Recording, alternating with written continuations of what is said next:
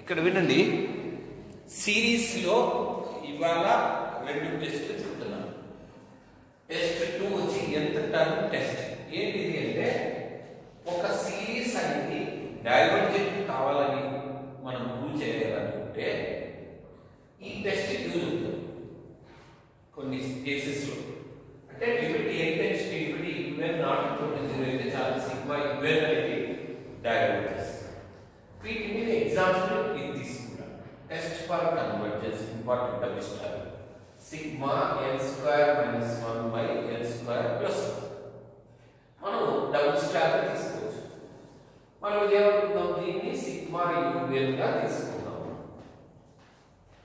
Solution లో ఇక్కడ రాస్తాం సిగ్మా యూఎన్. అప్పుడు ఏమవుతుంది, యూఎన్ ఎంత టర్మ్ ఏమవుతుంది, n square minus 1 by n square plus 1. Any doubt? Limit apply చేస్తాం n tends to infinity. Intermediate method మనకు గుర్తుంది. ఇలా హైయెస్ట్ పవర్ కామన్ తీయాలి. n స్క్వేర్ ఏమవుతుంది, 1 minus 1 by n square by ఇక్కడ కూడా ఏం చేయాలి, లిమిట్ అప్లై చేసేటప్పుడు హైయెస్ట్ ఎంత పవర్ కామన్ తీయాలి. 1 plus 1 by n square. n square n square. Any doubt? n infinity పెడితే 1 బై ఇన్ఫినిటీ అంటే ఏమి, 0. 1 మైనస్ 0 బై 1 ప్లస్ 0 అంటే 1 not equal to 0. Limit n tends to infinity even not equal to 0 అయితే sigma even diverges లేదా not converges. Not converges ఇలా ఈ word వాడచ్చు. మనం ఇక్కడే రాస్తాం sigma even divergent, it is not convergent. Any doubt? Second question ఇంకా దీనికి డైరెక్ట్ వాల్యూ ఫార్ములా ఉంది ఈ అన్నమాట. సీక్వెన్స్ లో మనం ఫార్ములా రాస్తున్నాము ఈ, దీని వాల్యూ ఈ. కాబట్టి it is it is not convergent, it diverges. ఈ ప్రాబ్లం ఇంకో ప్రాబ్లం రాద్దాం. ఇది అర్థమైంది మీకు. ఇది cos 1 by infinity cos 0 1 not equal to 0, it divergent or not convergent. Same ఇది కూడా అంటే it is also divergent not convergent. ఇది ఇక్కడ ఒకసారి ఎక్స్ప్లెయిన్ చేస్తాను. n tends to infinity 1 by n tends to 0 అని రాయొచ్చు. un అంటే ఈ వాల్యూ ఇక్కడ రాశాను. మనకి ఇంటర్మీడియట్ లో ఒక ఫార్ములా ఉంది, limit θ tends to 0 sin θ by θ అంటే నథింగ్ బట్ 1. ఈ ఫార్ములా అక్కడ నాట్ ఈక్వల్ టు 0. ఇంకొకటి ఇక్కడ ఇది అప్లై చేస్తే సిగ్మా 2 పవర్ n. un అంటే 2 power n. Limit n tends to infinity 2 power n అంటే 2 పవర్ ఇన్ఫినిటీ. మీకు ఆల్రెడీ ఒక ఫార్ములా చెప్పాను, r గ్రేటర్ దెన్ 1 అయినప్పుడు limit n tends to infinity r పవర్ n ఏమవుతుందంటే ఇన్ఫినిటీ. కాబట్టి దీని value infinity, not equal to 0. It is not convergent, hence it is divergent. Any doubt? ఇక థర్డ్ టెస్ట్ ఎక్స్ప్లెయిన్ చేస్తాను. Geometric series. ఏం geometric series అంటే ఈ స్టేట్మెంట్ కూడా నేర్చుకోవాలి. అంటే sigma r power n converges కావాలి.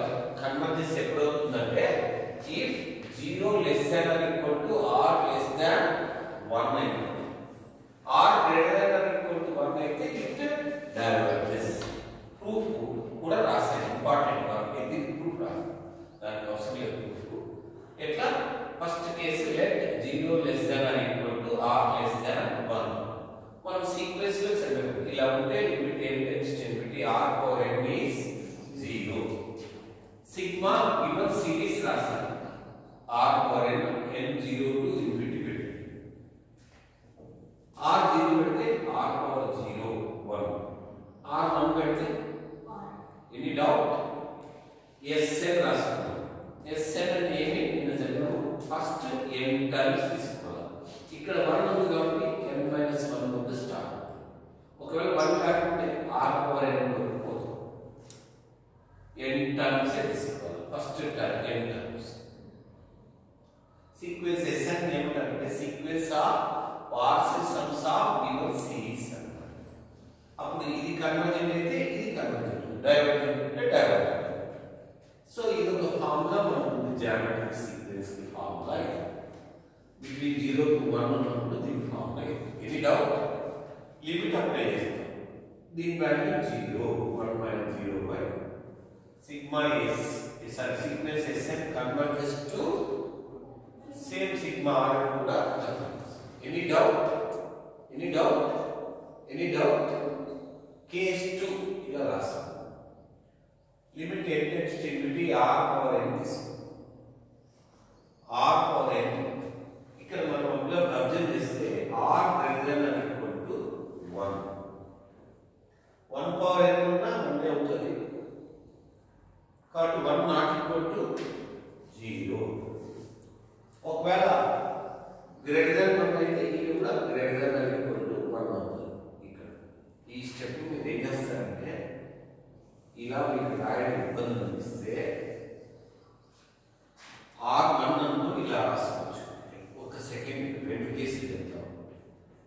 r1 implies limit n tends to infinity r power n nothing but 1 not equal to 0 sigma r power n ఏమవుతుంది?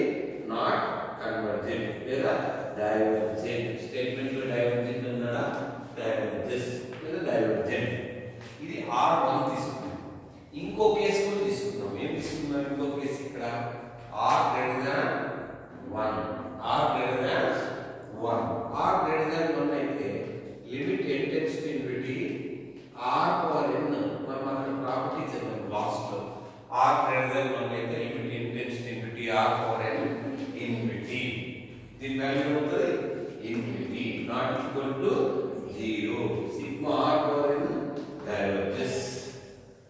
Hence sigma r power n diverges. Any doubt? Any doubt? Any doubt? Hence sigma r power n diverges. రెండు కేసులు చేశాను. Second